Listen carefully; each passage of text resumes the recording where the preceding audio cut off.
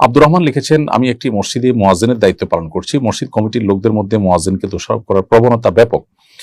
নানা বিষয়ে তারা অহেতুক দোষারোপ করে থাকে। মুয়াজ্জিনের দায়িত্ব ছেড়ে দেওয়ার কথা ভাবছি, আপনার পরামর্শ কামনা করছি। ভাই আব্দুর রহমান, মুয়াজ্জিনকে আল্লাহ রাব্বুল আলামিন যে মর্যাদা দেবেন বলে বিভিন্ন হাদিসে বর্ণিত হয়েছে, কিয়ামতের ময়দানে তাদের মাথা থাকবে সবার উচ্চে, তাদের ঘাড় থাকবে সবার চাইতে উপরে উঁচু, এবং এগুলো দেখে, তাদের এই দৃশ্য দেখে যে কোনো মানুষ অনুমান করতে পারবে, ধারণা করতে পারবে যে তারা পৃথিবীতে মুয়াজ্জিনের দায়িত্ব আঞ্জাম দিয়েছেন। এছাড়াও মুয়াজ্জিনদেরকে আরো বিভিন্নভাবে সম্মানিত করবার কথা হাদিসে বর্ণিত হয়েছে।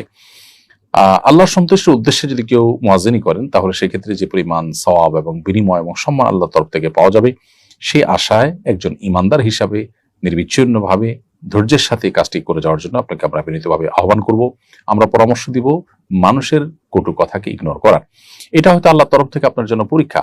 আপনি জান্নাতের পথকে সুগম করে ফেলছেন, শয়তান হয়তো সেটিকে সহ্য করতে পারছে না, সেজন্য নানাভাবে আপনাকে উত্ত্যক্ত করছে, বিরক্ত করছে অন্য মানুষদেরকে দিয়ে।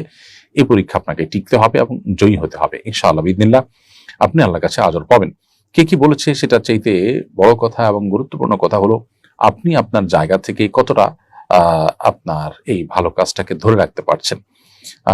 মসজিদ কমিটির লোকেরা মুয়াজ্জিনদেরকে নিয়ে নানা কটু কথা বলা, তাদেরকে চাকরসুলভ আচরণ করা এবং 10 জন দর্শকের কথা বলা এবং অনবরত চাপ দিতে থাকা, এই বিষয়গুলো আমাদের সমাজে কমন একটা চিত্রে পরিণত হয়েছে, যেটা দুর্ভাগ্যজনক। মসজিদ কমিটির ভাইরা যারা দায়িত্বশীল আছেন তাদেরকে আমরা বলবো, আল্লাহকে ভয় করুন এবং মসজিদের স্টাফদেরকে নিজের ব্যক্তিগত কর্মচারী মনে করবেন না। তারা আল্লাহর ঘরের খাদেম, আল্লাহর ঘরে তারা কাজ করছে।